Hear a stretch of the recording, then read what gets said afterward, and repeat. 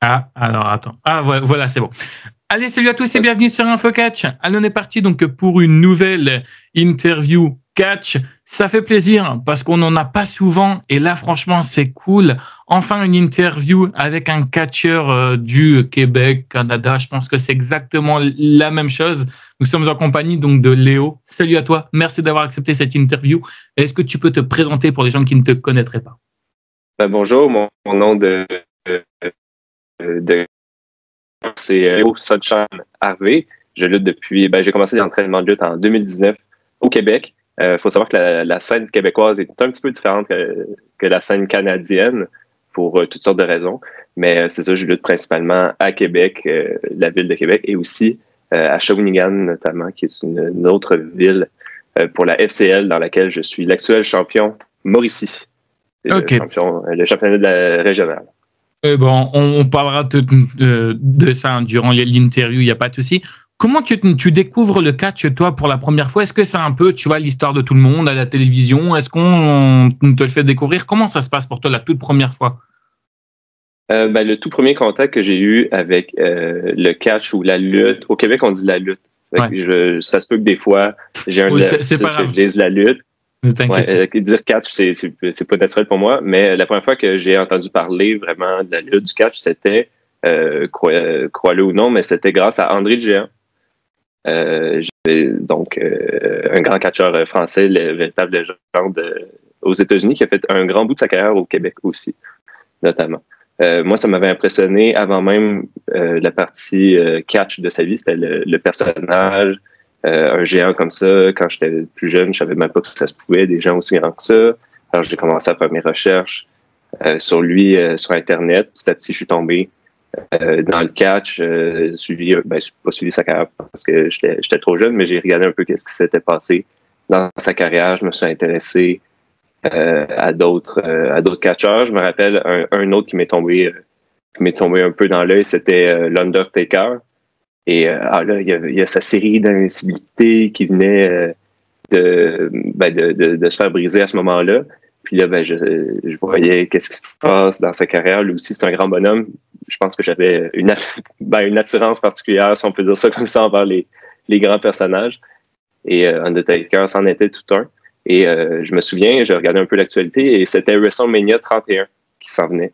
Donc, j'ai regardé, je me suis dit, WrestleMania 31, c'est le plus gros show de l'année apparemment. Moi, je ne connaissais pas ça. Et je me rappelle, j'ai dit à mon père connaissait un petit peu la lutte aussi. Et on s'est dit, est-ce qu'on se commande WrestleMania 31 en pay-per-view, comme les galas de boxe à l'époque, je pense que le network venait de commencer à exister, le WWE Network. Je pense que c'était aux alentours de WrestleMania 30. Je crois, ouais. Je sais pas. Moi, je regardais pas du côté parce qu'en fait, nous, il faut savoir que ici en France, en fait, à un moment donné, je crois que ça doit être jusqu'à WrestleMania 35, si je dis pas de conneries. En fait, nous, on a une chaîne qui s'appelle AB1 et qui est disponible donc sur les différentes box et tout, et en gros qui nous rediffusait. Donc, en fait, nous, c'est à partir donc de 2h05. Donc, on avait toujours un décalage donc de 5 minutes en fait entre le direct et ce que nous on voyait à la télé. Donc du coup, ça fait que nous en fait on regardait ça ici en France sur AB1. Donc c'était sur une chaîne, c'était même pas une chaîne câblée finalement. Une chaîne de la box internet quoi. Ah, ok. Voilà. C'est ça. Je sais que c'est pas les mêmes méthodes de fonctionnement pour visionner la WWE partout dans le monde. Là. Mais nous autres, on pouvait utiliser le WWE Network ou on pouvait aussi les commander en pay-per-view. D'où le nom des événements. Puis je me souviens, on avait fait une gaffe, on avait commandé WrestleMania 31 même pas en HD, en basse définition, en SD. Donc, on avait tout écouté WrestleMania 31 pendant 4 heures en SD. En tout cas, ça coûtait $1 de plus de l'avoir en HD, puis on s'était trompé dans la manipulation. Puis je me rappelle, alors, mon premier gala que j'ai écouté en direct, c'était WrestleMania 31. J'ai pas du tout aimé la fin, où Seth Rollins a encaissé sa mallette Money in the Bank. Je pensais qu'il avait gâché le show, que c'était terrible. Je m'étais vraiment pris dans le jeu. Le match de Brock Lesnar puis Roman Reigns, je le trouvais bon, puis je trouvais que Seth Rollins était vraiment un sale opportuniste d'avoir transformé ça en match triple menace. Donc, je pense que son travail de méchant avait bien fonctionné sur moi.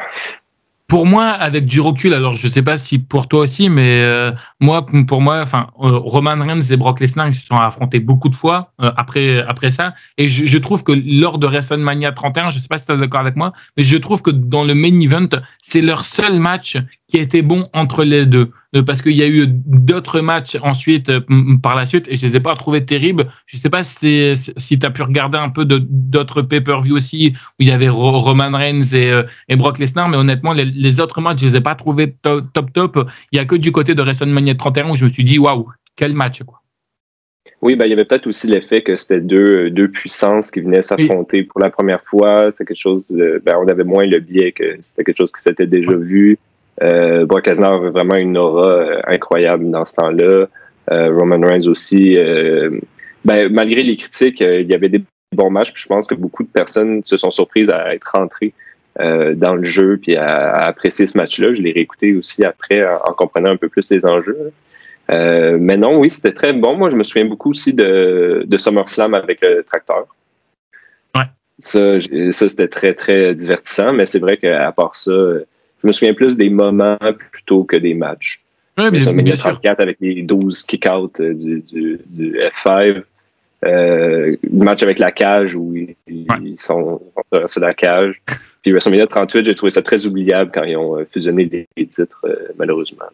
Je me doute. Et tu vois, enfin, je reviens un petit peu sur ce que tu disais. Tu parlais que toi, tu avais découvert le catch avec André le Géant. C'est rare que tu découvres le catch avec un Français parce que pourtant, à la WWE, il y a pas mal de Canadiens, de Québécois. T'as Kevin Owens, t'as des Sami Zayn, t'as Edge, t'as pas mal de monde. Donc, tu vois, c'est quand même assez impressionnant et tout.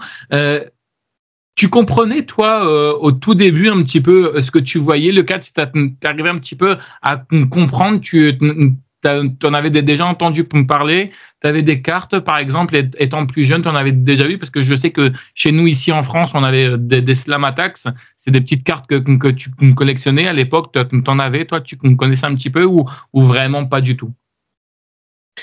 En fait, il faut savoir qu'au Québec, le catch, c'était vraiment pas beaucoup disponible à la télévision. Okay. Au début des années 2000 jusqu'à relativement récemment, quand la WWE est revenue sur le réseau de TVA, qui est une des plus grosses, une des deux chaînes de sport principales au Québec. Là, ça, c'était dans les alentours de 2017, 2018, si je ne dis pas de bêtises. Alors, entre le début des années 2000 et 2018, il y avait pas vraiment de moyens d'écouter la lutte, d'écouter le catch. Les comme Grand Prix n'étaient plus à la télévision depuis un certain moment. Alors, c'était quelque chose qui était très, très niché. La WWE était venue à Montréal en 2008, je crois, pour un pay-per-view. Il y avait des fois Monday Night Raw qui venait au Centre Bell aussi à Montréal. Mais sinon, si tu connaissais pas déjà ça, c'était assez difficile d'avoir accès puis suivre ça de manière régulière, en fait. Ça s'est beaucoup démocratisé au Québec avec l'arrivée de l'Internet. Parce que d'un coup, tu pouvais suivre ce qui se passait, regarder les résultats sur Internet et tout. Mais sinon, à la télévision, c'était pas vraiment quelque chose d'accessible. Donc moi, j'ai pas connu ça par là. J'ai connu ça par des amis qui savaient c'était quoi. J'ai regardé ça justement avec l'arrivée d'Internet. Mais sinon, non, c'est pas quelque chose que mes parents en avaient écouté dans le temps quand ça passait à la télévision. Il y allait voir des galas aussi de lutte locale. Mais sinon, c'était pas quelque chose qui était culturellement très important pour ma génération, j'ai envie de dire. Puis là, okay. Ça le devient. Ça a vraiment, depuis justement quelques années, avec l'essor aussi, tu les as nommés, mais l'essor des Québécois à la WWE, notamment Kevin Owens, Sami Zayn, et d'autres aussi à la Wrestling. Notamment, on suit plus leur carrière, on s'intéresse plus à ça, et ça a donné un certain vent de renouveau au catch. Je t'avais dit que j'avais écouté WrestleMania 31. Après, j'ai plus vraiment écouté. Puis 2-4 mois après, Kevin Owens faisait ses débuts. Je pense que c'était pas le lendemain à Monday Night Raw, mais en tout cas, il a fait ses débuts pas longtemps après. Et moi, je me suis accroché quand j'ai vu qu'il y avait un match pour d'abord qu'il avait battu John Cena, comme ça, c'était intéressant. Puis ça nous a fait ben, ça nous a fait nous revirer, nous regarder, nous faire regarder encore la lutte après des années un peu d'oubli. Si on veut. Ok, ça marche. Et du coup, pour toi à l'époque, quel était l'élément déclencheur qui t'a permis justement, donc tu vois, de passer en tant que simple fan de catch à catcheur? Qu'est-ce que tu t'es dit justement dans ta tête justement pour passer ce cap-là? Est-ce que ça a duré longtemps ou tu te dis bah voilà, maintenant ça y est, je veux devenir un catcheur? Combien de temps ça a duré pour toi? Ouais, c'est ça. Il y a quelque chose que j'ai pas dit aussi, c'est que oui, c'était un peu dans l'oubli du grand public, le catch, okay. Mais au Québec, pendant les années 2000, il y a énormément de fédérations, il y a énormément de catcheurs, catcheuses qui roulaient leur boss et qui faisaient vivre la lutte indépendante. Et ça, à Québec, où j'habitais, où j'habite toujours, en fait, on a une des meilleures ligues dans la province, si ce n'est au Canada, c'est la NSPW, la North Shore Pro Wrestling. Moi, ce qui m'avait motivé, c'est quand je suis allé voir un de leurs galas. J'étais allé voir la WWE au centre-là. J'avais aimé ça, c'était une belle expérience, mais ça a complètement changé ma vision de la lutte que d'aller voir un gala de la NSPW. Je me souviens, c'était un gala qui organisait pendant un après-midi, c'était dans un stationnement sur la rue Saint-Jean, en ville de Québec. Il y avait installé un ring dans le stationnement. La rue était piétonnisée pour l'occasion. Ben, pas pour l'occasion, c'était dans le cadre de festivités estivales, là, je me souviens pas trop. Puis moi, j'étais allé voir ça. C'était un gala gratuit. Puis j'avais vraiment trippé, j'avais vraiment adoré être dans la foule, participer au temps, avoir les lutteurs très près de moi. Puis c'est à ce moment-là que j'ai eu un petit déclic de dire, OK, la lutte, c'est pas juste cool, c'est vraiment très, très le fun, puis j'adore ça. Alors, c'était un peu à ce moment-là. Après, j'ai commencé à suivre la NSPW. À Québec, j'allais voir toutes leurs galas à chaque mois. Et puis, j'ai su qu'il y avait une école de catch. Seul problème, elle était vraiment loin de chez moi. Elle était de l'autre côté du fleuve Saint-Laurent. C'était quand même assez loin. Il fallait une voiture pour s'y rendre. Et j'étais trop jeune pour avoir une voiture. Donc, ce que je me suis dit, c'est dès que j'ai le permis de conduire, je m'inscris et je vais à tous les cours. J'emprunte la voiture des parents et je vais m'entraîner pour devenir catcheur. Donc, finalement, l'école a déménagé puis j'ai pu m'inscrire plus tôt que prévu. Mais c'est ça, c'est vraiment à partir du moment, pour répondre à ta question, à partir du moment où j'ai commencé à écouter le catch et le moment où je suis devenu, où j'ai commencé à m'entraîner, il y a dû avoir 2 ans, peut-être. OK. 2, 3, 4, j'ai commencé fin 2019. WrestleMania 31, c'était quand? C'était 2015? Ça doit être... Alors là, c'était 9 ans. Je suis nul, moi. Au niveau des dates, il ne faut pas me demander. Je suis nul à chier au niveau des dates. Okay. Donc, non, mais il n'y a pas de souci. Mais, OK. Et, ça, donc, 4 ans à peu près. Ouais.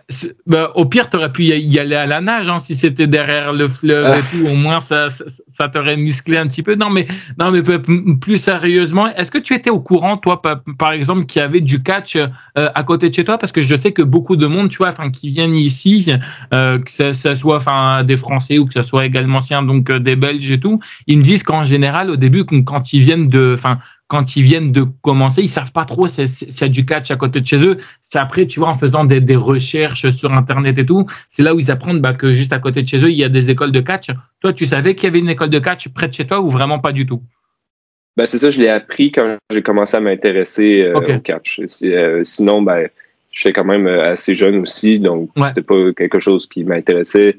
Je pense que je suis jamais allé voir un gala à part la WWE, mais je suis jamais allé voir du catch avec mes parents, mettons. Okay, d'accord. J'allais pas à Limoilou voir la NSPW avec mes parents. C'était quelque chose que je faisais avec mes amis. Puis dès que j'ai commencé à sortir plus vers la fin, c'est ça, dans ces années-là, c'était une de mes sorties mensuelles, c'était d'aller voir la lutte. Donc après ça, j'ai appris qu'il y avait une école. Mais c'est pas... faut quand même suivre... À l'époque, il fallait vraiment suivre ça pour être au courant. Maintenant, je pense que la NSPW a eu un grand boom de popularité, donc je pense que c'est plus connu qu'il y a une école. Mais c'est ça, surtout qu'à Québec, il y en a seulement une. Il y en a seulement une dans mon coin. Puis oui, il y en a à Montréal. À l'époque, il y en avait aussi à Shawinigan, mais c'est des heures de voiture, là, donc c'est pas nécessairement accessible. Quand t'es jeune, c'était pas le cas.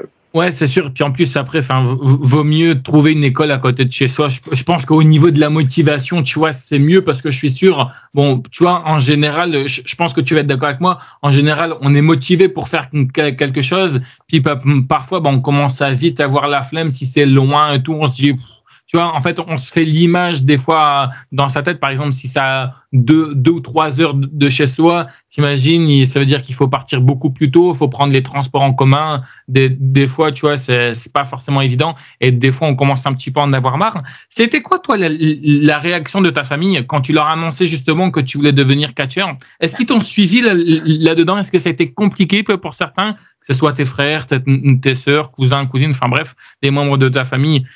Ils t'ont suivi ou ça a été compliqué pour certains, peut-être ta maman, parce qu'on sait que souvent les mamans, c'est celles qui sont les plus réticentes, hein, leur petit bébé, tu sais comment c'est. Oui, clairement. C'est exactement ce qui s'est passé avec ma mère. Ma mère m'a toujours encouragé dans tout ce que j'ai fait. Il n'y a pas de problème avec ça, mais elle m'encourageait moins, mettons, pour le catch. C'était sûr que c'était faites attention à mon bébé, puis des affaires comme ça, puis à s'assurer que j'allais bien, puis que j'avais pas mal. Mais non, sinon j'ai reçu tout l'encouragement que je pouvais avoir de ma famille. Là, mes parents connaissaient la lutte. C'est ça, ils en écoutaient quand ils étaient jeunes. Ils trouvaient ça presque comique, là, presque drôle que je voulais faire ça. Je pense qu'ils ont vraiment eu quelque chose quand j'ai eu mon premier combat. Quand ils sont venus voir mon premier combat, là, je pense qu'ils ont fait « OK, c'est comme on regardait à la télé. » C'est pas jouer à la lutte. Quand je commençais, je jouais à la lutte. J'étais pas vraiment bon. Là. Mais non, c'est ça. Je pense qu'ils ont pogné quelque chose. Puis après, ils ont continué, bien sûr, à m'encourager. Il faut dire aussi qu'avant, j'avais fait du football américain pendant 7 ans, quand j'étais à l'école primaire, l'école secondaire ensuite. Donc, j'étais pas étranger au sport de contact. C'est pas comme si j'arrivais du jour au lendemain, j'avais fait de sport puis je disais que je voulais m'inscrire au catch.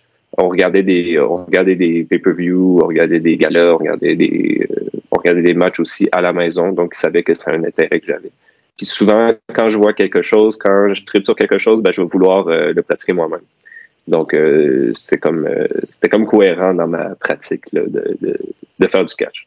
Donc, il n'y a pas eu de hasard à ce niveau-là. Pas trop de moqueries au niveau de la famille ou au niveau des amis, parce que tu sais un peu le regard qu'on a, tu vois, le regard cliché du catch. Souvent, c'est des mecs en slip, tu vois, qui se frappent et tout. Ça va, je veux dire, t'as pas eu vraiment de petites moqueries comme ça, soit au niveau de tes amis ou soit envers les membres de ta famille par rapport au niveau je vais y arriver, pardon, excuse-moi, à ta décision de faire du catch? Non, pas du tout. Même que je te dirais que c'est le contraire. Les gens m'encourageaient, les gens trouvaient ça cool. C'était direct qu'à l'époque où la lutte recommençait à avoir, je dis à l'époque, mais ça fait 5 ans, là, tu comprends? C'était au moment où la lutte commençait à retrouver un peu de la popularité, à être moins méconnu. Puis les gens, mes amis, par exemple à l'école, eux, ils disaient « Ah oui, tu vas faire la lutte, tu vas faire comme John Cena, tu vas faire comme... tu vas faire des RKO. » C'était du monde qui savait, sans connaître ça, sans être des fans qui regardaient ça à travers. Puis la lutte, ça avait gagné cette place-là. Là. C'était, on avait tous un peu grandi avec ça au travers Internet, au travers des cassettes, au travers des rares diffusions télévisuelles. Mais ça nous habitait. Puis non, c'est ça, il n'y a pas eu de moment où... je me suis fait insulter parce que je faisais du catch. Ça a toujours été quelque chose qui a été considéré comme cool et étonnant. Okay. Les gens me posent des questions, les gens sont curieux, ils veulent en savoir plus. C'est pas quelque chose qui est très commun non plus. Au Québec, je pense qu'il y a il doit y avoir au maximum 400 lutteurs, lutteuses.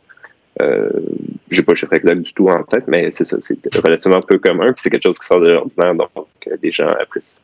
Ok, tu vois, c'est complètement différent chez vous là-bas, parce que chez nous ici, tu vois, tu parles du catch, on a toujours, tu vois, ce fameux regard, tu vois, de cliché, c'est des mecs en slip qui se frappent et tout, tu vois, ils arrivent pas à comprendre un petit peu, ou alors, par exemple, tu vois, t'as toujours le mot également, tu vois, de fake qui sort, ils se touchent pas vraiment, bref, et donc, tu vois, Ça, c'est vraiment la chose un petit peu énervante. Ou alors, je sais qu'il y en a beaucoup qui, enfin, tu vois, qui comparent ça au MMA, à la boxe, alors que ça n'a rien à voir. Ouais. C'est complètement différent.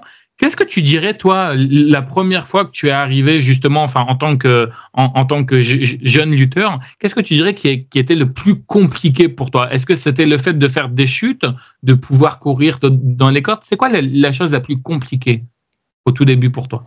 Au tout début, la chose la plus compliquée, c'était de chuter, de faire des bumps. C'est sûr que c'est la première chose qu'on apprend. Puis c'est un peu là où c'est bien que ce soit la première chose qu'on apprend parce que ça brise. C'est un peu un do or die, là, dans le sens que soit tu te fais, soit tu te fais pas, puis t'arrêtes. Moi, je me souviens, à mon premier cours, j'ai eu mal après pendant une semaine au dos. Alors qu'on faisait pas, on faisait juste des bumps assis, qu'on appelle. On commençait assis et on se lançait à l'arrière en faisant une rame avec nos bras pour accuser le choc. Puis moi, je me souviens, j'ai eu mal au dos pendant une semaine, tellement que je pensais pas aller à mon deuxième cours parce que j'avais trop mal. Finalement, j'y suis allé, on a pratiqué, ça a bien été et je me suis, si on peut dire, habitué à tomber. Ben oui, c'est carrément ça, c'est s'habituer à tomber. Et depuis, ça a vraiment bien été. Je me souviens aussi, au départ, il y avait certaines prises où on pratiquait par exemple les body slams où finalement la tête se retrouve à être à l'envers. Ça, j'avais un peu de difficulté avec ça. Finalement, j'ai pu me placer dans mon espace, puis au fur et à mesure de pratiquer, ça c'est devenu naturel. J'ai pas tant eu de difficulté. C'est sûr que quand tu n'as jamais frappé quelqu'un, de simuler de frapper quelqu'un, puis tes coachs te disent il faut que ça touche pour vrai un petit peu, fais telle technique pour pas frapper, pas que ça a l'air justement fake. Ça, c'est sûr que tu pognes un petit 2 minutes là, à dire OK, là, dans la séquence, tu vas frapper l'autre 3 fois dans la face. Puis OK, frappe-toi, puis ensuite frappe-toi de l'autre bord, ensuite c'est lui qui frappe. C'est sûr que en tout cas, c'est contre nature un peu aussi de se mettre dans un coin, puis t'as un colosse devant toi, puis OK, là, pour la prochaine drill, il va te frapper 3 fois dans le front. Puis là, OK. Puis t'accuses des chocs. Des fois, ça connecte, ça fait mal. Des fois, non, il ne touche pas du tout. On apprend. Donc, on apprend à bien frapper, mais des fois, ça a son lot d'échecs. Oui, après, c'est sûr. Enfin, après, c'est tout à fait normal. Tu vois, quand tu apprends et tout, oui, c'est logique. Mais après, une fois que tu as un peu plus d'expérience, après, c'est là où tu vois que quand tu te prends un coup, tu te le prends, que tu te défonces complètement. Tu viens juste de le dire, hein, tu vois, enfin, t'avais super mal à ton dos. Tu savais un petit peu, toi, avant de pouvoir t'inscrire, tu savais un petit peu que ça être aussi compliqué au niveau du physique, au niveau aussi également, parce que je pense qu'on peut dire aussi qu'il y a beaucoup de mental dans le catch. Tu t'attendais à ce que ça soit aussi compliqué, toi? Niveau physique, oui. Niveau physique, c'est sûr. Je m'y attendais. Ça allait être qu'il y avait des risques de blessures, qu'on est raqué le lendemain, qu'on a un peu mal aux articulations. Ça, oui, je m'y attendais. C'est surtout au niveau mental que j'ai été très surpris, notamment au niveau de tout ce qui est monter les matchs. La psychologie d'un match, on pourrait en parler pendant des semaines entières. Il y a vraiment beaucoup de façons. C'est passionnant de raconter ton histoire selon plein de critères, selon ton adversaire, selon les enjeux du match. C'est vraiment super intéressant. Aussi, il y avait toute la question de retenir les séquences, retenir les prises, retenir l'ordre dans lequel tu fais tes matchs. Ça, au départ, je dirais que ça a été un peu une bête noire parce que je voyais vraiment les matchs comme étant prise, une suite de prises, puis de retenir 15 prises de suite, 20 prises, c'est compliqué. Mais si tu vois le match en séquence, tu dis, ça, c'est telle séquence qu'on fait ça. Pourquoi on fait ça? Pour que la foule ait telle réaction, pour que tel lutteur soit mis de l'avant. OK, ensuite, on passe à cette séquence-là pour baisser le rythme, pour que l'autre lutteur soit mis de l'avant. Quand tu comprends ça, ça te débloque. Puis, t'es plus juste à penser, OK, je fais telle prise sans vraiment savoir pourquoi. Mais au début, c'était plus difficile. Je me souvenais, là, un de mes premiers matchs, je l'ai eu contre une grande vedette. Est arrivé pas très longtemps avant le début du gala, donc on n'avait pas eu beaucoup de temps pour monter le match et ça m'avait vraiment beaucoup beaucoup stressé parce que j'avais peur de tout oublier, tout simplement. Ok, d'accord. Et est-ce que vous apprenez les promos? Parce que c'est vrai que, en fait, j'interviewe beaucoup de personnes et c'est vrai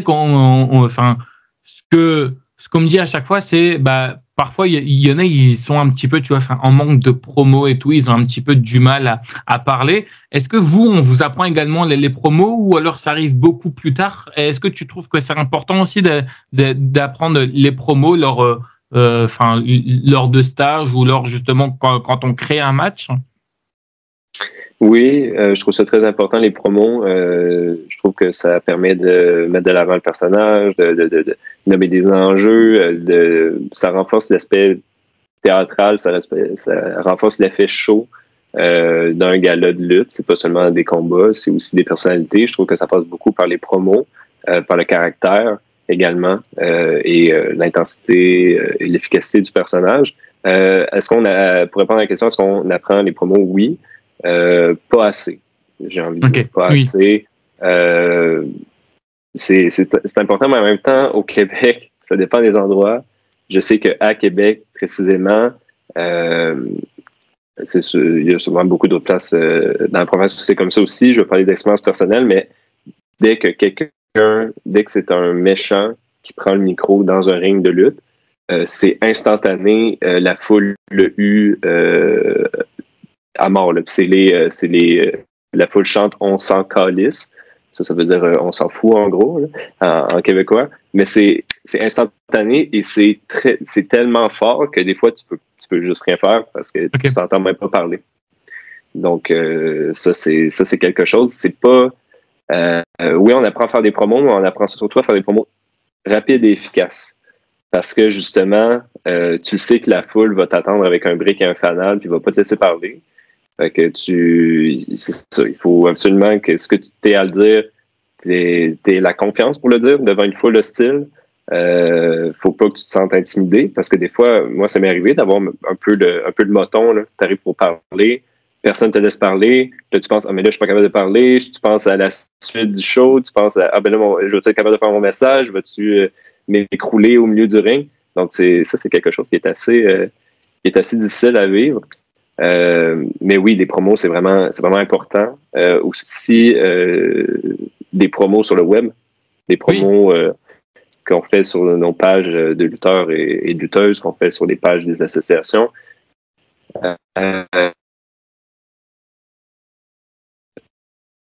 Justement, c'est aussi rapide et efficace.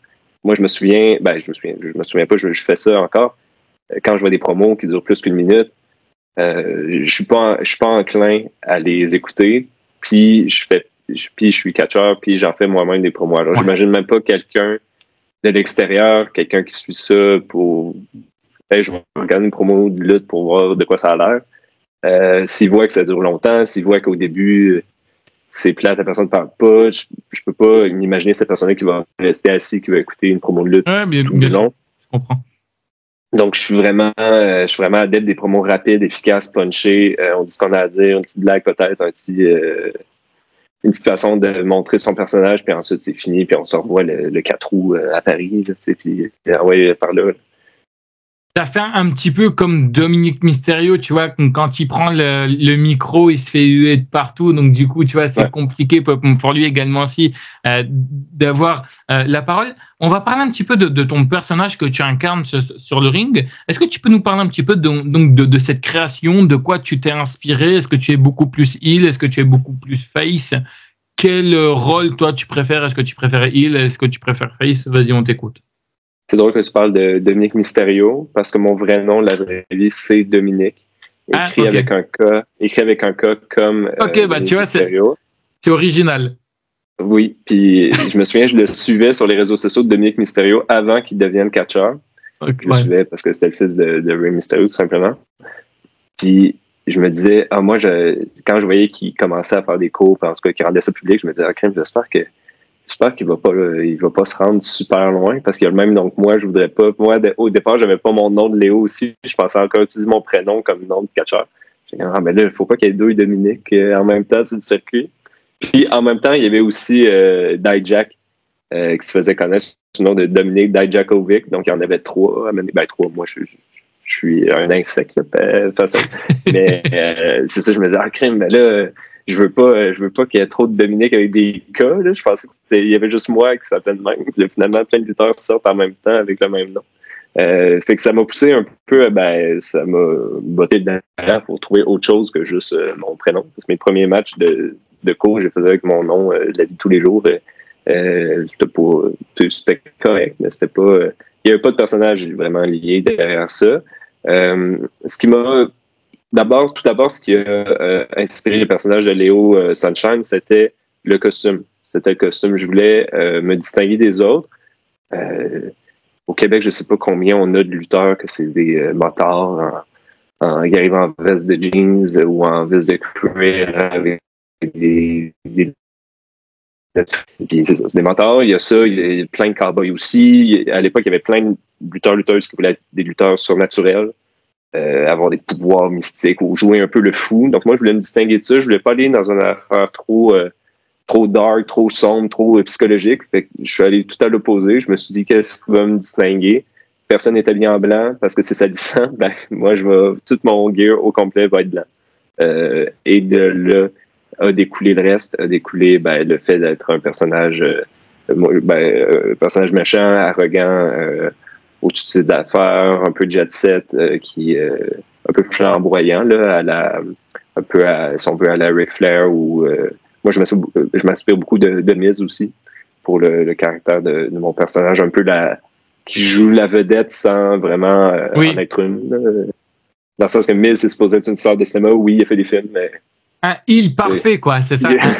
Quoique The Miz, maintenant, enfin, il est un peu face, donc du coup, ça fait un peu bizarre parce que nous, on l'a tellement connu heel que le fait qu'il devient face, ça fait super bizarre. Donc toi, c'est beaucoup plus heel, c'est ça?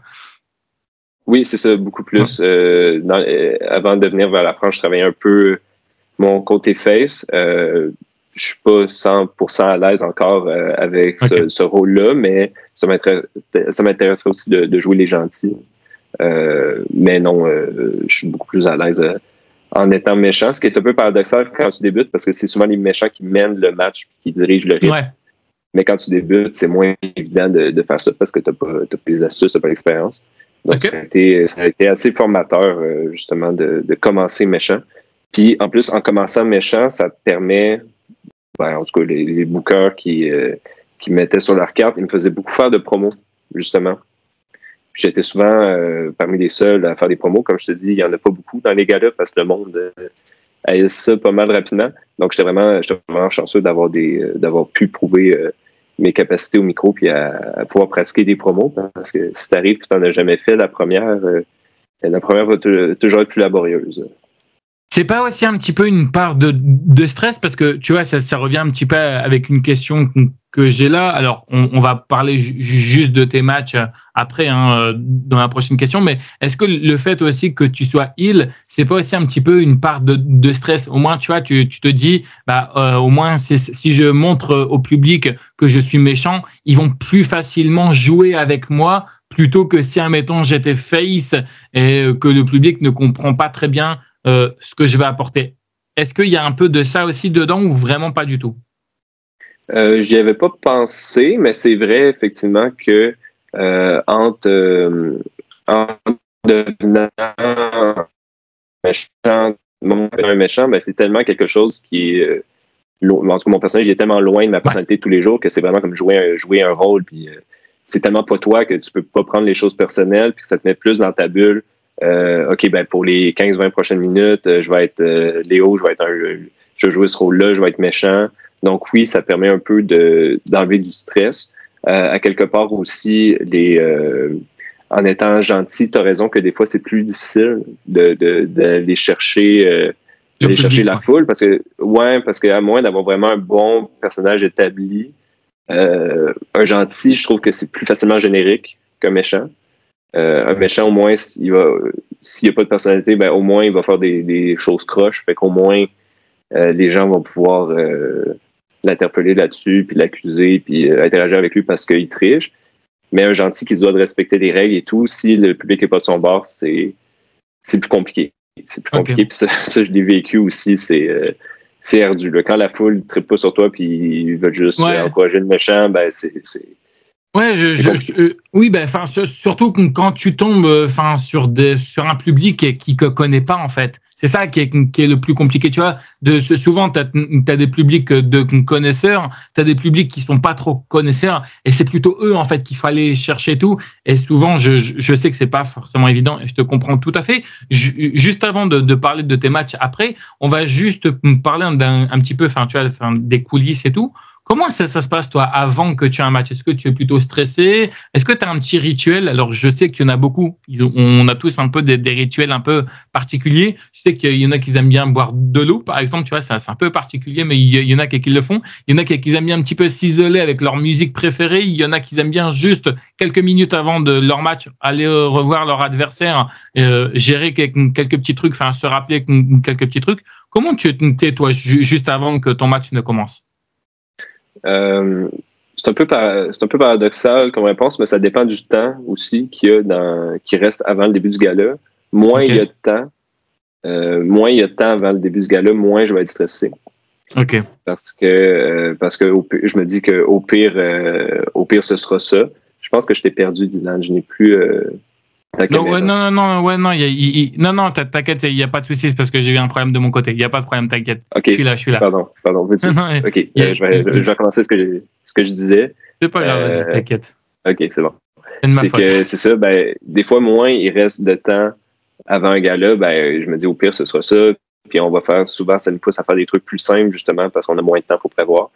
Donc, souvent, des trucs plus simples, c'est plus facile à retenir, c'est moins stressant. Donc, quand il y a moins de temps, je suis plus à mon aise, c'est plus en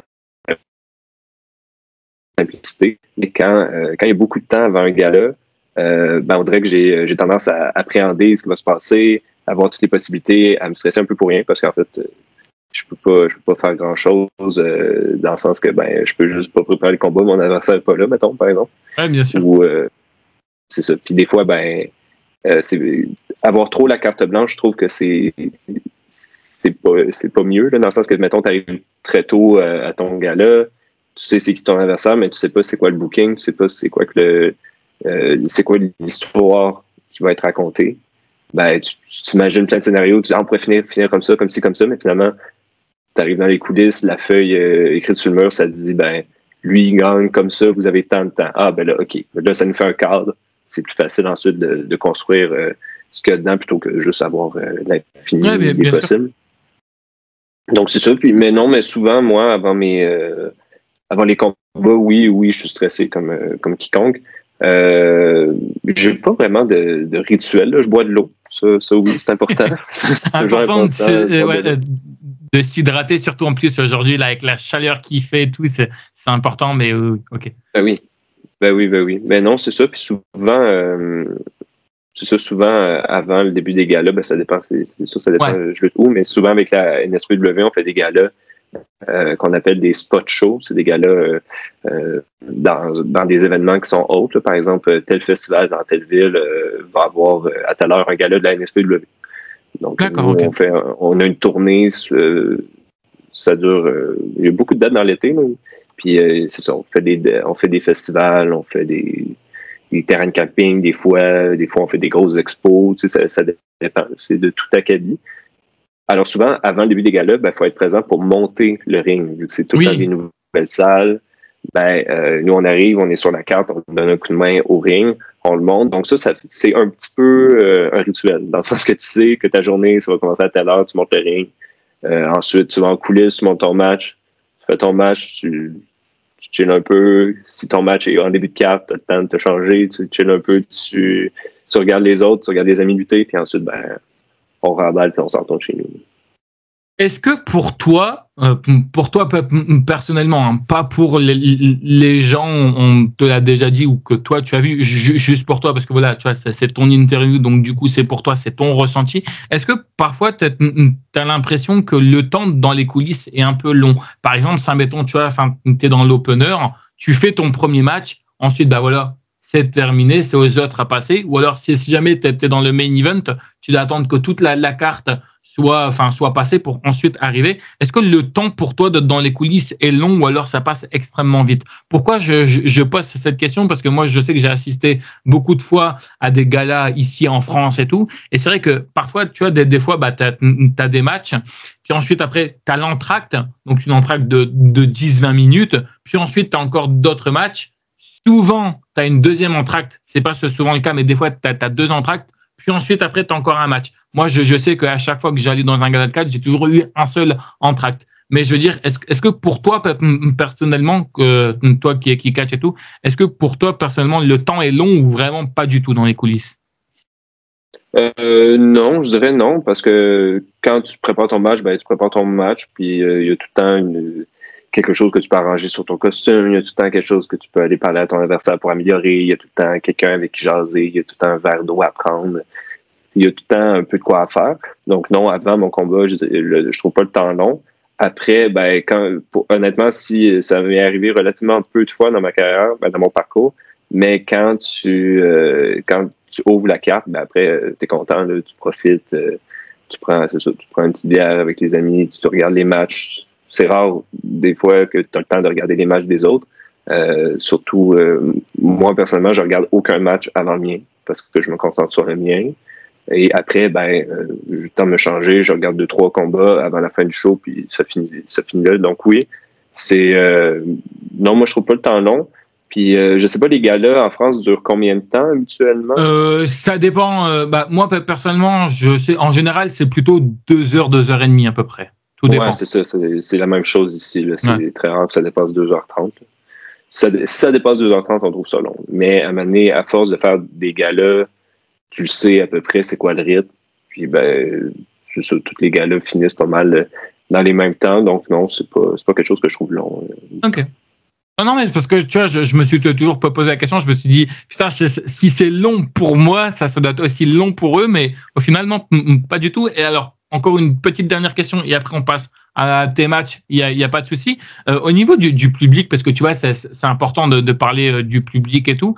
Après vos shows, bon, en général, vous allez signer, vous allez faire des photos et tout. C'est quoi la relation et le retour que tu as avec le public? Est-ce que c'est plutôt un retour positif, un retour un peu négatif? Est-ce qu'on t'encourage parfois? Est-ce qu'il y en a qui s'en foutent complètement? Parce que moi, il y a quelque chose quelque chose que j'aime pas, tu vois. Par exemple, quand je vois un gala de catch, quand je vois qu'il y a des nouveaux, tu vois, des gens qui viennent juste d'arriver, c'est que une fois que par exemple, le show est fini, on va moins vers ces gens-là. Tu vois, je les sens. Moi, c'est un peu un ressenti que j'ai. Hein, et pourtant, tu vois, je suis pas du tout dans le domaine, mais tu vois, c'est un peu un ressenti que j'ai le fait de voir et tout. J'ai l'impression que tu vois, des fois, on rejette ces personnes-là. Alors après, on va me dire oui, mais c'est normal. On le connaît pas, on va pas aller le voir. Oui. Je sais, mais tu vois, moi, justement, ça m'intéresse, en fait, tu vois, d'aller vers ces gens-là pour voir un petit peu leur ressenti et tout.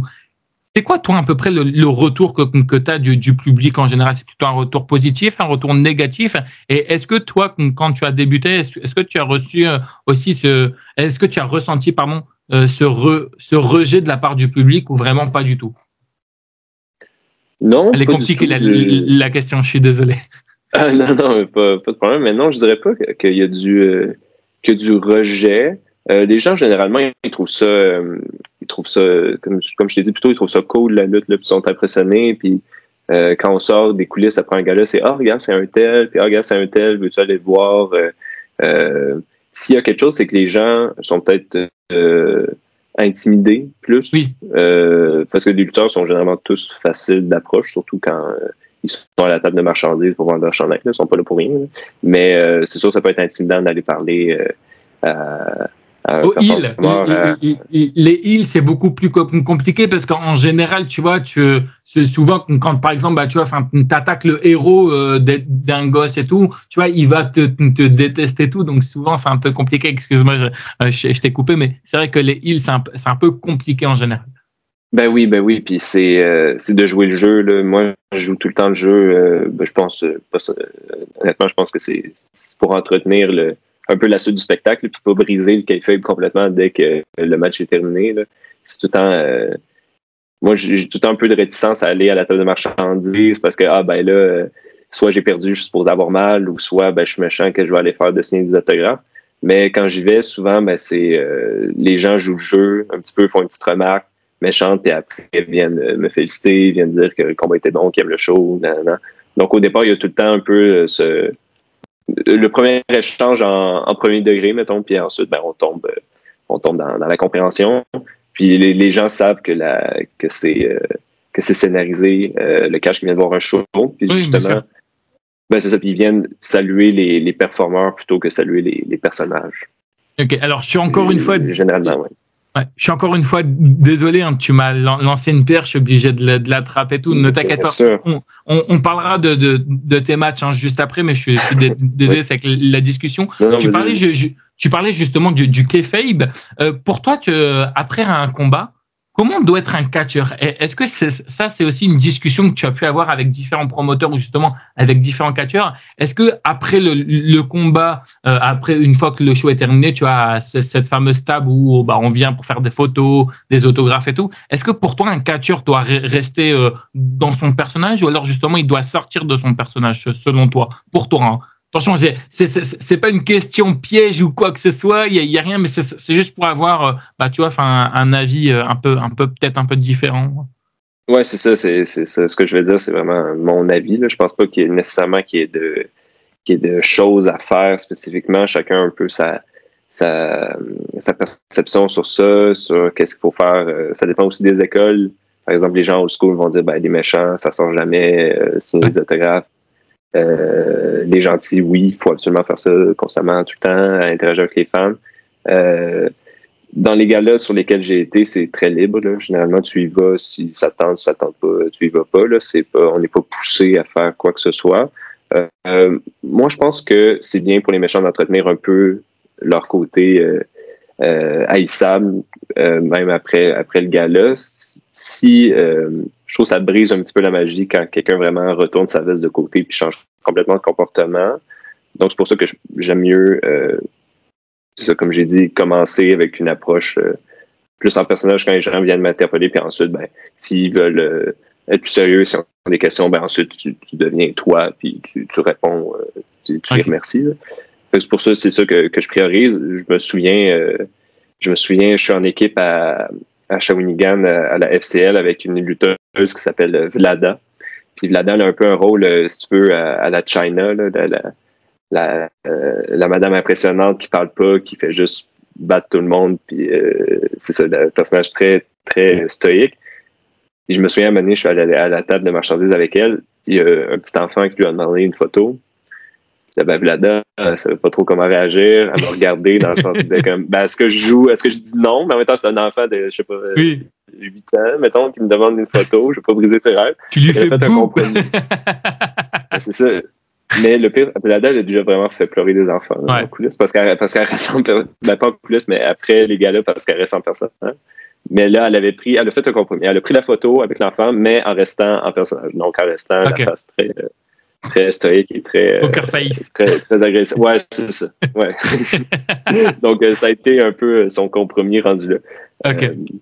Mais oui, c'est ça. Moi, je priorise. De mon côté, je priorise, c'est ça, que tu gardes le personnage. Puis après, dans les échanges peut-être plus privé. Il n'y a rien de privé dans le sens que c'est dans une grande salle, il y a plein de monde. Là, mais dans les échanges plus 1 à 1, là, tu peux aller plus dans le détail. Et tout ça, avec les enfants, j'ai tendance à plus rester méchante. OK. Plus rester en personnage parce que les enfants croient plus. OK. Mais sinon, je veux dire, toi, à chaque fois que tu as été partout, il n'y a aucun promoteur qui t'a dit, après le match, tu dois rester dans ton personnage ou quoi que ce soit. Tu as vraiment été libre de faire ce que tu veux? Ouais, ça m'est pas arrivé. OK, d'accord. Non, mais c'était pour savoir. Ça y est, cette fois-ci, on est parti pour tes matchs. Jusqu'à maintenant, pour toi, quel était l'un de tes meilleurs matchs et quel était l'un de tes pires matchs et pourquoi? Attention, je vais y aller. Ouais, ça va monter au niveau de la difficulté un petit peu. Okay. On monte progressivement en difficulté. OK, je vais y aller avec l'instinct. Le premier match, un de mes meilleurs matchs qui m'est venu en tête, tu dis que je vais avoir l'occasion d'en parler d'autres, là, fait que je vais parler de lui, puis si l'autre vient, si l'autre a être placé, il va être placé. Mais c'était à la FCL, donc à Shawinigan, c'était l'an dernier. Je me suis battu contre Carl Jepson, qui est un lutteur de Montréal, actuel champion IWS. Et ça, c'était un match qui n'était pas supposé arriver parce que je t'explique, je suis dans un clan à la FCL, on s'appelle la D-Gang.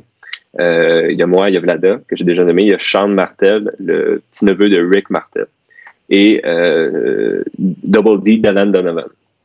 Et là, Dylan, à l'époque, c'est un peu le chef de notre bande, de notre clan, et il était champion NSPW Mauricie. Donc, il y avait le championnat régional à Shawinigan. Il devait le défendre ce soir-là contre Carl Jepson. Mais il revenait, je sais plus trop, il est allé lutter en Ontario.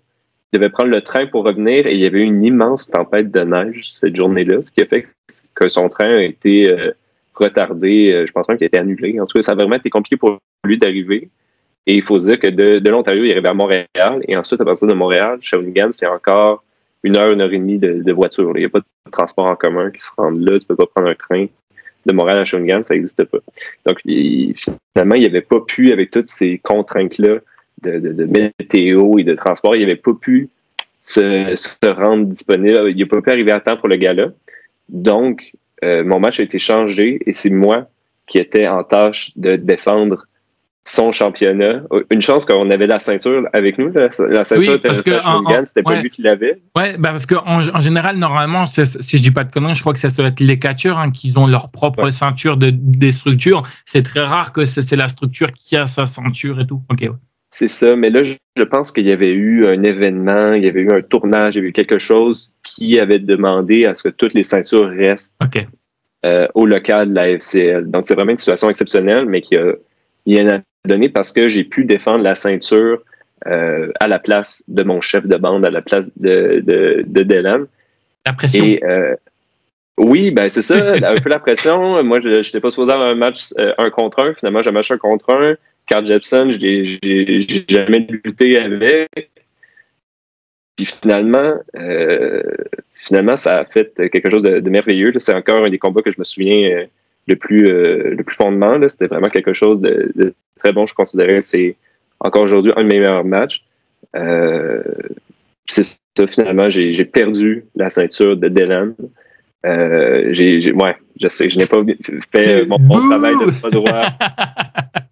Je sais, mais les gens étaient contents de voir le changement de titre. Au moins, ça a créé un beau moment. C'est une des premières fois aussi, c'est une des premières fois aussi où on m'a ouvert le torse avec des athénies, avec des chops. Vraiment le sang là, qui sort de Carl Jepson, il frappe très fort. Et moi, je marque très facilement. Donc, c'est... il y avait plein d'éléments dramatiques en même temps, dans le sens qu'il y avait du sang, il y avait le drama, il y avait toute l'histoire autour.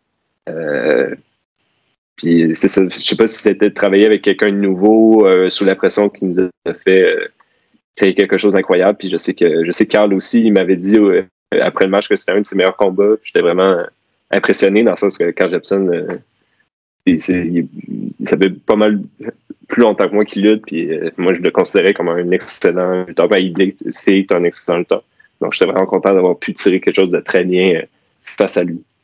Okay. Et maintenant, dans le contre-exemple, dans le pire match, qui est un peu arrivé dans les mêmes circonstances, dans le sens que avec la NSPW, on enregistrait, c'était à l'époque on était encore en pandémie.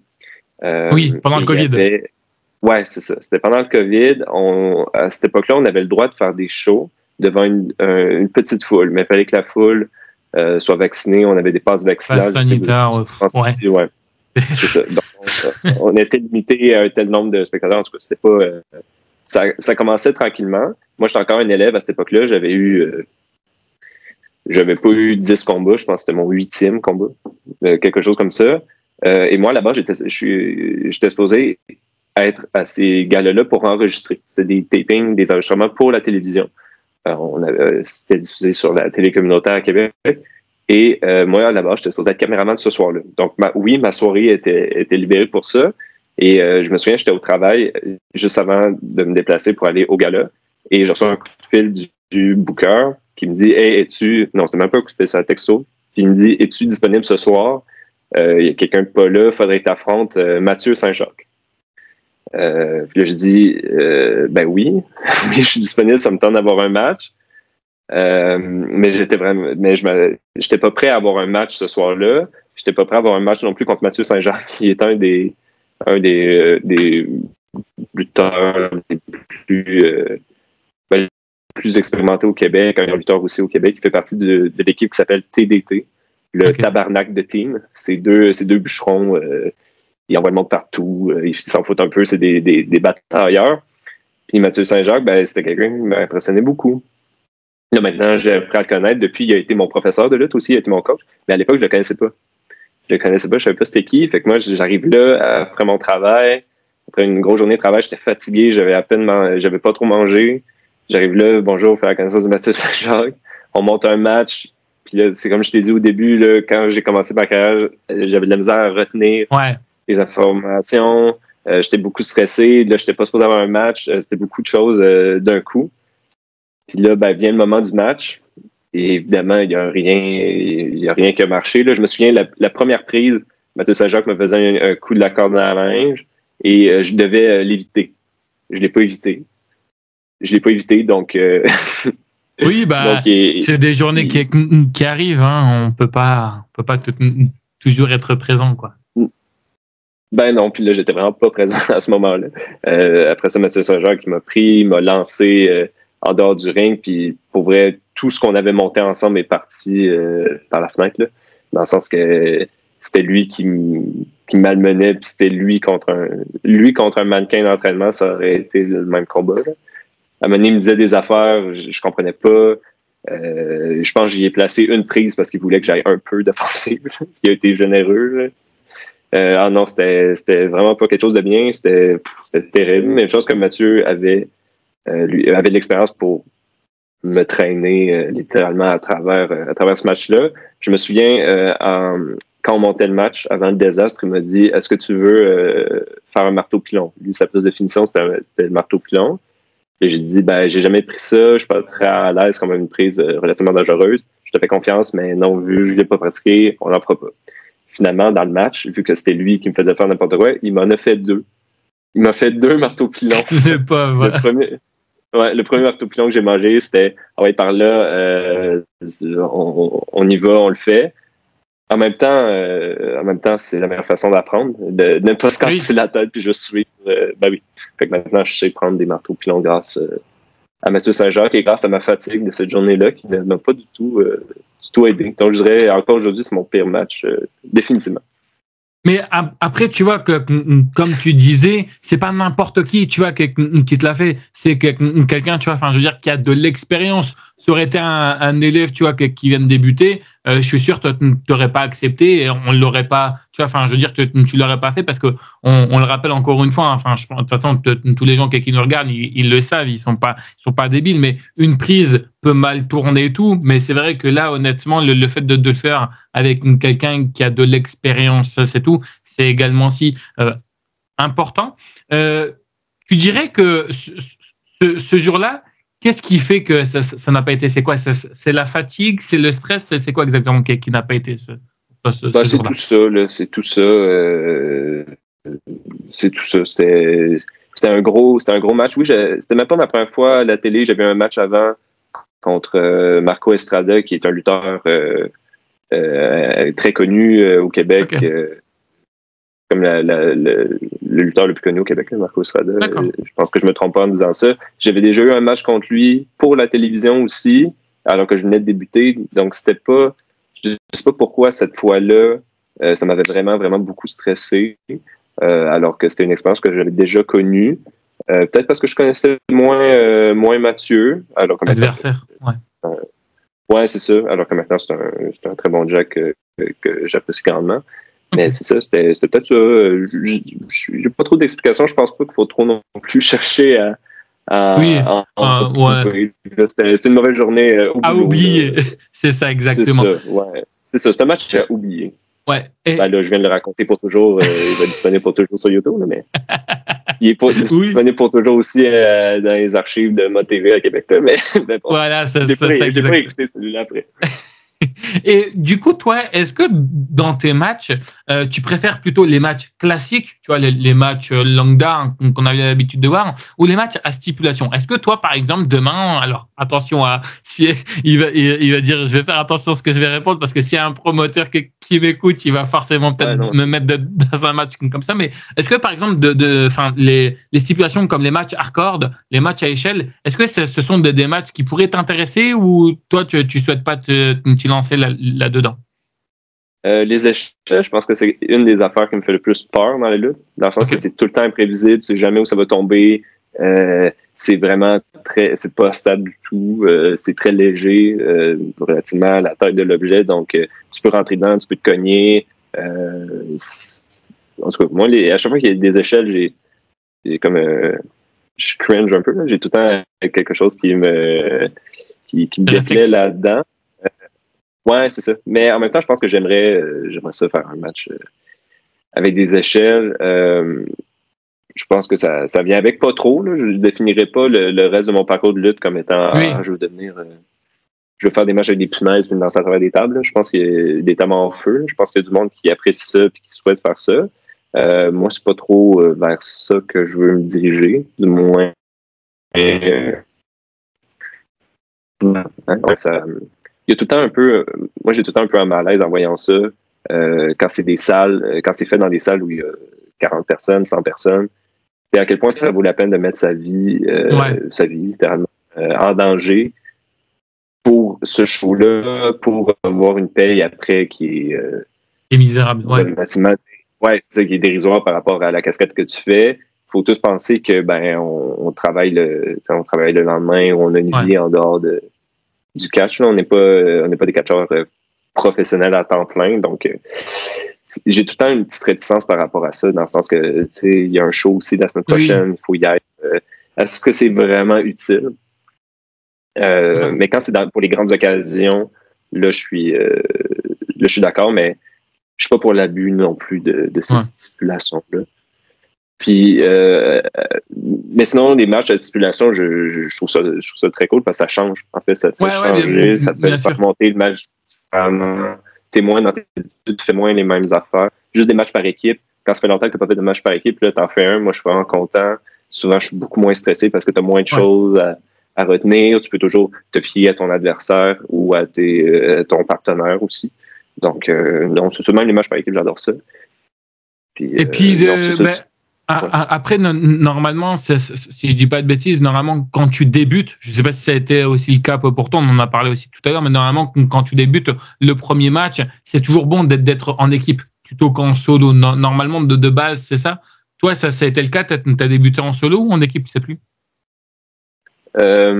Mon premier match, c'était supposé être un match par équipe, puis quelqu'un qui pouvait pas être là. Fait que finalement, ça a été un match à 3. Ce qui est encore plus compliqué à faire. T'as pas de chance, toi. Là, mais, honnêtement, franchement, avec tout ce que tu racontes depuis tout à l'heure, franchement, t'as pas de chance, mec. C'est un truc de ouf. La poisse totale, quoi. La poisse incarnée, c'est. Mais bon, ça fait partie du diable. Ça fait partie du sketch, puis c'est ça. Puis quand t'es là, quand tu démontres que tu peux t'adapter, improviser, marier la situation, c'est là que ton nom ressort, puis le monde voit que t'es fiable. Donc, non, moi, ça me fait pas nécessairement peur. C'est sûr que des fois, c'est sûr que là, cette fois-là, monter un match à 3, j'ai jamais fait ça, c'est plutôt compliqué. Ouais, ça m'avait un peu stressé, définitivement, pour rester dans les mêmes termes. Mais excuse-moi, je me rappelle plus c'était quoi ta question. Ouais, non, t'inquiète, c'est pas grave, on passera là. C'est pas grave, c'est moi qui me suis un peu écarté du sujet moi-même. Alors, j'en pose très peu des questions personnelles, mais après, si tu veux pas y répondre, il y a pas de problème. Hein. Comme je t'ai dit en off. Au niveau du travail, est-ce que t'en parles ça au niveau de ton patron, de tes collègues de travail? Est-ce qu'ils savent que tu es un catcheur? Est-ce que justement on te le demande? Est-ce que c'est quelque chose que tu mets dans ton CV? Parce que tu t'expliquais tout à l'heure que le lendemain, en général, vous travaillez. vous avez tous quasiment une impression, une pression en se disant putain, il faut pas que ce week-end je me casse quelque chose parce que lundi faut que je sois au boulot à 8h30 et puis mon patron il va peut-être pas forcément comprendre. Est-ce que toi, ton patron ou tes collègues de travail, ils savent que tu es catcheur? Ben oui, ils savent parce que je veux qu'ils viennent voir les shows. Je veux qu'ils achètent des billets. Fait que oui, ils savent. Non, puis moi, je suis travailleur autonome dans la vie. J'ai pas de patron en tant que tel. J'ai plusieurs employeurs. Je fais des contrats à plusieurs endroits, notamment sur des plateaux de tournage. Donc ça, j'ai pas une semaine qui est pareille. Puis mon horaire est tout le temps changeant. Des fois, je vais faire plusieurs contrats pour telle compagnie. Ensuite, je vais aller pour telle autre. Des fois, il y en a une que je vois pas pendant 6 mois. Vraiment, ça dépend de plein de choses. Fait que ça me permet aussi d'avoir plus de temps pour le catch aussi parce que je réserve mes fins de semaine. Mais en même temps, si je réserve mes fins de semaine, c'est rare que je travaille aussi la fin de semaine. Mais c'est facile de jongler avec les deux à ce niveau-là. Je sais qu'il y a du monde qui, eux aussi, sont leurs propres patrons, donc ils ont peut-être moins de réticence par rapport à ça, mais par rapport à penser à l'avenir, à la suite, au lendemain, surtout. Mais c'est ça, comme je te dis, la plupart des gens du monde au Québec trouvent ça cool. Donc, tu vas le dire à ton patron, il va trouver ça cool, il va venir te voir le prochain samedi. Là. OK, ouais. Moi, mes patrons sont venus me voir, lutter. Là.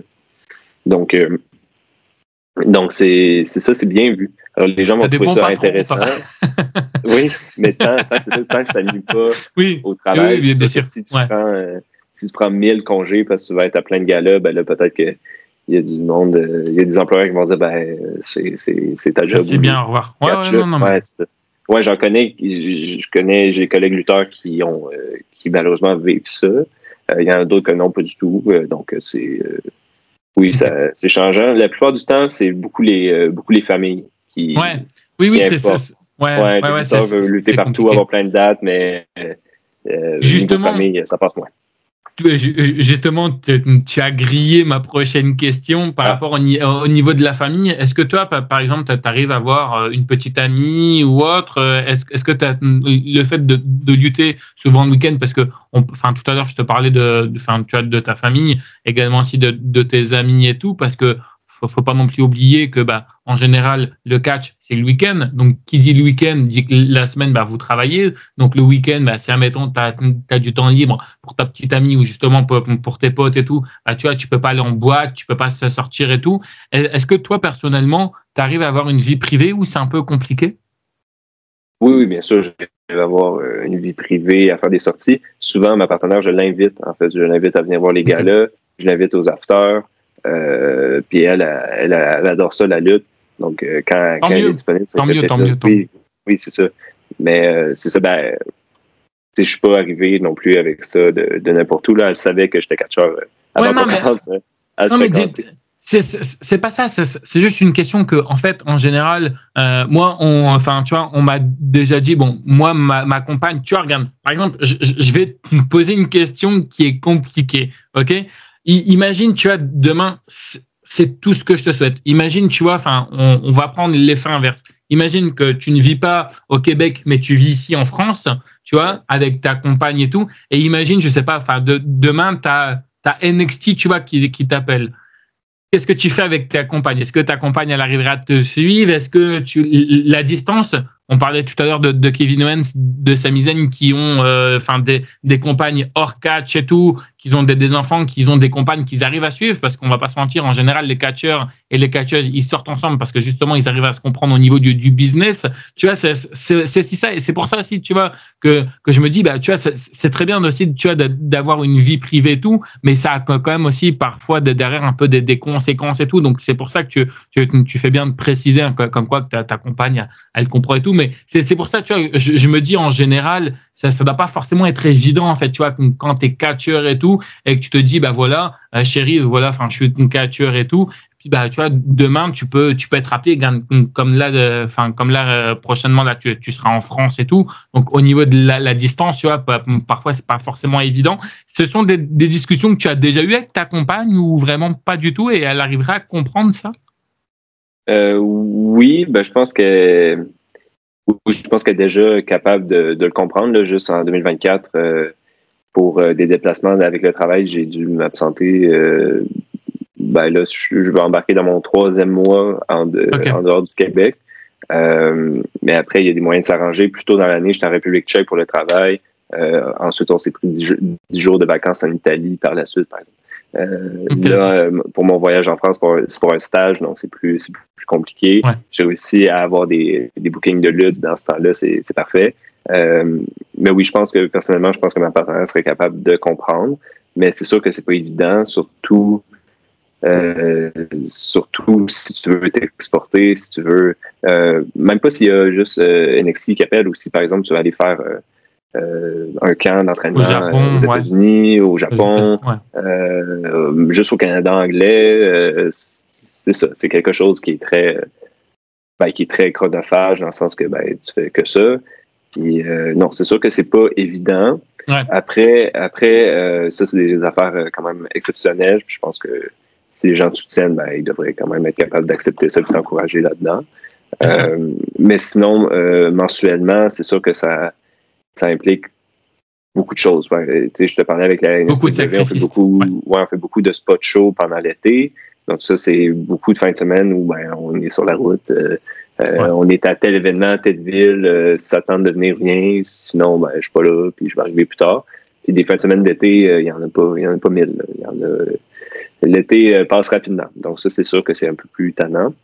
Okay. Mais sinon, on arrive à s'arranger. Puis souvent, il y a beaucoup de lutteuses qui se font accompagner par leurs partenaires. Donc ça, c'est cool aussi qu'ils puissent vivre et suivre. Ouais. De toute façon, on arrive bientôt au terme de l'interview. J'ai encore une question à te poser. Alors, je sais que cette question-là va être un petit peu compliquée pour toi parce que voilà, ça fait pas non plus très longtemps que tu es dans le catch. Mais tu dirais jusqu'à maintenant, qu'est-ce que le catch toi t'a apporté? Qu'est-ce que le catch m'a apporté? D'abord beaucoup d'amitié. J'ai envie de dire ça. Beaucoup d'amitié. Tu t'en rends pas compte quand tu commences ça, mais c'est des gens que tu vois toutes les semaines, des fois plus qu'une fois par semaine. Tu les vois à l'entraînement, tu les vois dans les galas. C'est des gens avec qui tu partages une grande partie de ta vie, avec qui tu partages beaucoup de confiance aussi, parce que on s'entraîne ensemble, on travaille sur les shows ensemble, ensuite on va catcher contre. Donc, il faut avoir de la confiance en l'autre, il faut savoir ça devient des contacts très proches dans le sens que tu mets ta sécurité dans les mains de cette autre personne-là que tu croises souvent. Donc, si jamais il y a un pépin, cette personne-là, tu sais que tu vas la revoir. Puis c'est ça, tu t'apprends à connaître leurs ambitions, tu apprends à connaître leur goût.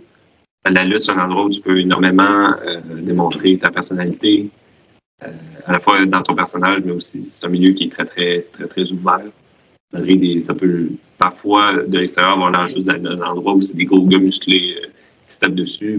En tout cas, au contraire, moi, je trouve que c'est un endroit qui déborde de créativité, que ce soit dans l'apparence, dans les costumes, dans le jeu, dans le ring, dans le style de comment tu vas parler au micro.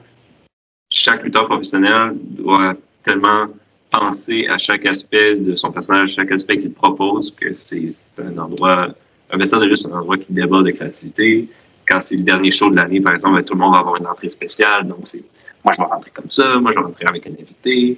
C'est un endroit aussi qui nous permet de vraiment de faire des projets qu'on ne penserait pas. Là. Par exemple, j'ai un bon ami à moi qui s'appelle Mathieu. Son nom de catcheur, c'est Matt Sparkle.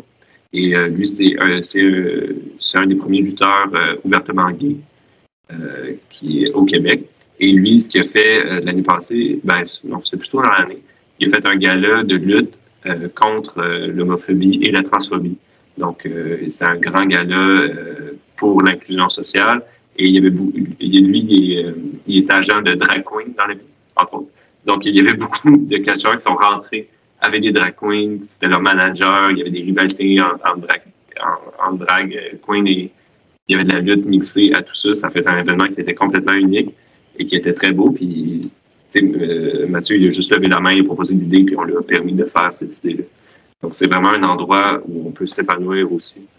Créativement, professionnellement, ça dépend de tes payes, comme on parlait à la question présente. Je veux dire, artistiquement aussi, où tu peux avoir aussi où tu peux un peu retomber en enfance, dans le sens, tu refais pas en enfance, mais oui, tu vis ton rêve d'enfant, mais aussi tu es avec une bande d'amis, tu peux faire le party après les galas, tu te sens un peu comme une vedette aussi, parce que tu es sur le ring devant des centaines de personnes à chaque soir, il y a des gens qui viennent te féliciter. C'est des sentiments qui sont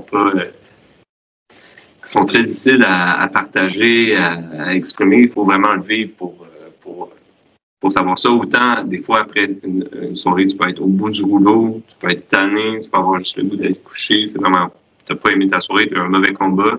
Autant, des fois, tu vas avoir un bon combat, la foule va être de ton bord, tu vas recevoir des acclamations, le monde va venir te voir après, tes pairs vont te féliciter, tout le monde a eu un bon gala, t'es pas eu d'accro. Là, c'est tellement de soirée, puis c'est là que tu te rends compte que c'est pas pour rien que tu fais ça, du catch, puis que ça te tente, puis tu vois les réactions dans la foule, tu dis, OK, ouais, c'est pour ça. C'est pour ça que je fais des efforts, c'est pour ça que je me bats dans le ring et en dehors du ring pour créer ces moments-là pour les gens, mais aussi pour nous, pour notre gang, pour moi personnellement.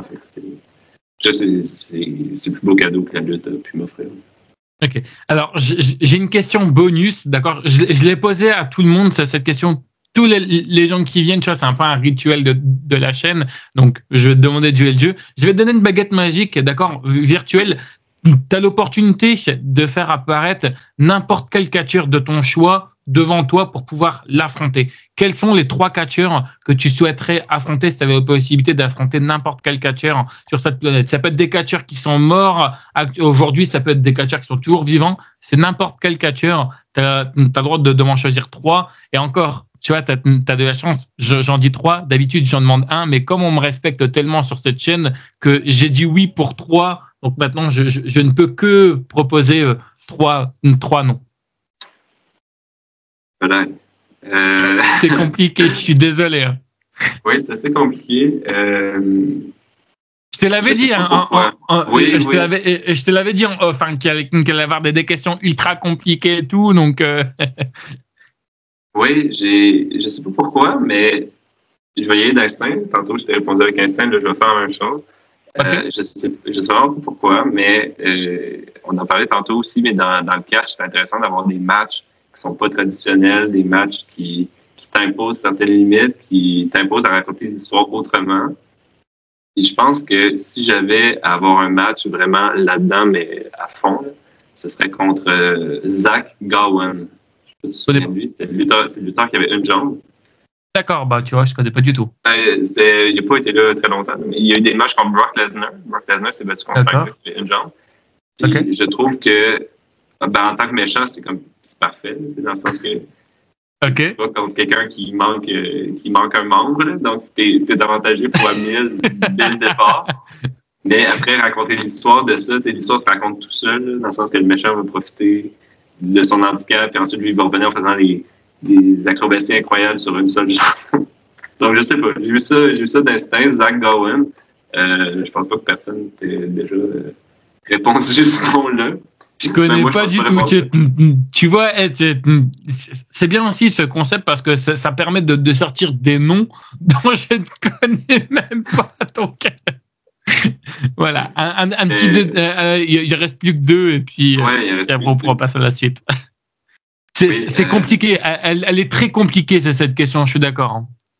Oui, effectivement. Je pense que je pourrais pas les départager. Je pense que c'est sûr j'aurais envie d'avoir un match avec Kevin Owens ou Sami Zayn. Évidemment, parce que c'est actuellement, c'est les 2 plus grands lutteurs québécois qui sont maintenant rendus à la WWE. OK.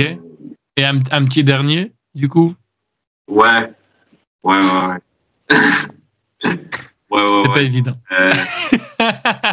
Il doit dire putain, c'est quoi sa question? Ouais, mais il y a peut-être le côté un peu sadomaso là, que j'ai de vouloir affronter un géant. Peut-être un géant, n'importe quel géant. Bouclons la boucle, on a commencé à parler d'André le Géant, pourquoi pas un match face à lui. Ça aurait pu être bien. On en a au Québec des géants, mais des turbo-géants, comme lui. On l'a eu dans les années 80. Le géant ferré. Oui, le géant ferré. Et en plus, apparemment, d'après ce qu'on m'a dit par rapport à André le géant, très peu de monde, le référencier en tant que Français, tu vois. Pour eux, c'était uniquement, la 8e merveille du monde et c'est tout. On peut qu'il était français, quoi. Donc André le géant, c'est André le géant, quoi. Alors que pourtant il était français. Dernière question, et encore une fois, merci à toi d'avoir accepté cette interview. Qu'est-ce qu'on peut te souhaiter là pour l'avenir, où tu te vois par exemple genre dans 10, dans 20 ans? Est-ce que tu te vois encore dans le catch? Est-ce que tu as d'autres projets hors catch? C'est quoi un peu là tes projets là pour le futur? Oui, je pense que je serai toujours dans le catch dans une dizaine d'années. De façon très locale, c'est sûr qu'un objectif que j'ai, un objectif qu'on a un peu tous dans ma bande avec qui je m'entraîne, c'est de lutter sur le show principal de la NSPW. C'est ça. Moi, ce serait un objectif bien personnel à moi de me rendre un jour à ce niveau-là. C'est les shows que j'allais voir quand j'ai commencé à écouter la lutte à Québec. C'était les shows principaux de la NSPW. Je dis ça parce qu'il y a aussi un club école à la NSPW. Moi, c'est plus là que j'évolue ou dans les spots shows. Mais le show principal, c'est ça qui vaut son titre de fédération numéro 1 à la NSPW depuis plus de 10 ans. Donc, que de me rendre là, ce serait un beau step. Après, j'aimerais beaucoup continuer à voyager, continuer à pouvoir lutter ailleurs. Là, je me sens très, très chanceux de pouvoir lutter en France. J'ai 2 combats ce dimanche à Paris et dimanche prochain, le 11, à Marseille. Donc, ça, c'est vraiment incroyable pour moi. J'aimerais beaucoup ça, connaître les autres marchés, si on peut dire ça, les autres endroits de lutte. On pense beaucoup au ce qui serait mon coup de cœur personnel, vraiment, puis mon objectif principal, ce serait le Japon. Aller lutter au Japon. Essayer de pas trop avoir de commotion cérébrale, parce que ça va pouvoir sur le boulot. Mais ouais. Au Japon, de toute façon, si j'ai pas tourné, je crois qu'il y a que la New Japan, non? Il y a aussi d'autres structures, mais parce que tu disais que toi, ton objectif, c'est le Japon, mais c'est quoi? C'est le Japon, une autre structure, ou le Japon, la New Japan? New Japan, c'est très gros. Là. C'est sûr que ça serait on va prendre mon expression, ce serait un turbo objectif. Mais sinon, juste de faire un tour là-bas, d'apprendre le marché local. Il y a des plus petites fédérations au Japon, des plus petites fédérations indépendantes qui acceptent des débuteurs québécois ontariens qui sont allés récemment aussi au Japon faire des petites tournées. Ça pourrait être ça. Sinon, je sais que la New Japan a ouvert un dojo à Los Angeles. Ouais. Qui est relativement assez loin de chez moi aussi, mais ce qui est plus proche que le Japon. Donc pourquoi pas. Il y a des options. Ce qui est intéressant, ce qui est plaisant en ce moment, c'est que c'est un très bon moment pour commencer à faire du catch. Il y a beaucoup d'écoles, beaucoup d'endroits où c'est possible de s'inscrire, d'apprendre. Et c'est ça devient de plus en plus populaire. Donc, lancez-vous. Ok. Et alors là, ça sera vraiment la toute dernière question. C'est vrai qu'on en a parlé vraiment très, très, très, très vaguement tout à l'heure. Je te parlais un petit peu, tu vois, de la différence au niveau du regard que vous avez, vous, du côté du Canada et que nous, il y a en France. J'avais fait une petite comparaison. Qu'est-ce que tu répondrais, toi, aux gens qui te disent que le catch, c'est truqué? Est-ce que c'est quelque chose que tu en as marre d'en entendre? Est-ce que tu peux comprendre parfois certaines personnes, parce qu'il y a certaines choses qui font que certaines personnes pensent ça? Qu'est-ce que tu réponds, toi, aux gens qui te disent que le catch, c'est truqué? Oui, déjà, les gens, il y a encore des gens qui viennent me poser ça comme question, c'est sûr. Moi, la première chose, c'est que je les invite à aller voir un combat, à aller voir un gala en personne, pas juste regarder quelque chose sur Internet ou sur YouTube où tu fais juste regarder les défauts, par exemple. Je leur propose de venir voir un gala pour être impressionné par ce qui se passe, puis remarquer les prouesses athlétiques, créatives, l'improvisation des performeurs qui sont sur le ring et des autres tout autour. En fait, c'est vraiment les galas-là, c'est des shows qui sont très, très bien rodés. Puis la lutte, quand c'est bien rodé, quand c'est bien fait, c'est vraiment excellent. Oui, tu as des endroits où tu vas avoir des matchs plates. Tu vas avoir des catcheurs qui ne seront pas nécessairement au niveau où tu vas plus remarquer les défauts que les qualités. Mais quand tu vas voir du bon catch, c'est très facile de se faire prendre au jeu, même si tu étais à la base réticent, si tu arrives avec un esprit trop critique. Tu peux garder un esprit critique quand tu vas voir du catch, mais quand tu es juste là pour regarder les défauts, c'est pas cool. Il faut se prendre au jeu, il faut apprécier la lutte pour le spectacle que ça offre. Puis au Québec, je trouve qu'on a des très bonnes foules de lutte, notamment grâce à ça. Et je te disais plutôt que la lutte s'est revenue en popularité, notamment ça, c'est Benjamin Toll, un grand lutteur au Québec qui a apporté ce point-là, c'est le premier que j'ai entendu en parler. C'est que le secret de la lutte du kayfabe est mort avec bien sûr. Internet. Maintenant, les gens, c'est de commune nature, là, les gens le savent que c'est arrangé, que c'est scénarisé. Okay. Mais là, après, la question, c'est plutôt tu sais que la lutte, c'est fake. C'est plus vraiment ça. La question, c'est plutôt pourquoi tu vas voir ça alors que tu sais que c'est scénarisé. Ouais, ok, ça marche. Ouais, je comprends. Quand tu sais ça, ben justement, c'est là que les gens te répondent. Ah ben moi, je suis allé voir un gala, j'ai trouvé ça super bon pour les qualités que je t'ai proposées tantôt. C'est vraiment du beau spectacle. Je vais pour voir le spectacle. Fait que là, ben, tu sais, quand tu y vas avec cette idée-là que tu vas aller voir un spectacle, que tu vas aller voir des performeurs, des catcheurs-catcheuses se donner pour donner une espèce de spectacle de théâtre, cirque, sport, en tout cas qui est unique. Finalement, c'est pas vraiment descriptible autrement que le catch, c'est le catch. Donc, quand ces gens-là vont voir les shows, ben, c'est là qu'ils sont impressionnés, qu'ils sont accrochés, puis c'est vraiment voir ça comme un spectacle, plutôt voir ça comme du sport de combat où on est supposé se taper. C'est plus vraiment la vision qui est mise de là. OK. En tout cas, Léo, merci à toi. Merci à tous d'avoir écouté cette interview. Désolé s'il y a eu des petits bugs de connexion. Ce sont les choses qui arrivent. Hein. Ça s'appelle les aléas du direct. Je te remercie beaucoup. Une petite pub pour ce que tu veux, que ce soit réseaux sociaux. Peut-être que tu te lances également aussi sur Twitch. Je sais qu'il y a beaucoup de monde qui se lance sur Twitch, mais en tout cas, c'est ton moment à toi de promo. Et encore une fois, un énorme merci à toi pour cette interview. Très bien, ben un grand merci à toi, Dylan, de m'avoir invité. Je suis très content de faire ça avec toi. Pour les petites plugs, vous pouvez me suivre sur Instagram. Instagram, c'est Léo. Je le mettrai dans la description. Oui, Léo-Sotchang-Harvey. Sinon, je vous invite à suivre ce qui se passe au Québec. Suivre notamment la NSPW du côté de Québec, la FCL du côté de Shawinigan. Il y a également beaucoup de très bonnes feds à Montréal. Je vous invite à regarder, c'est ça, ce qu'il y a sur...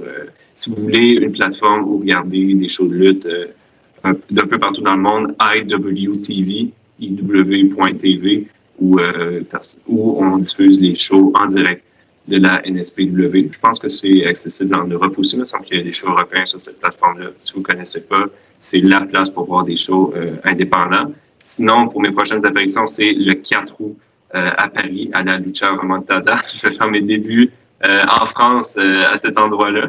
Et sinon, le dimanche suivant, le 11, je vais être du côté de Marseille pour la TPW, la Tigers Pro Wrestling. Pro Wrestling, ouais.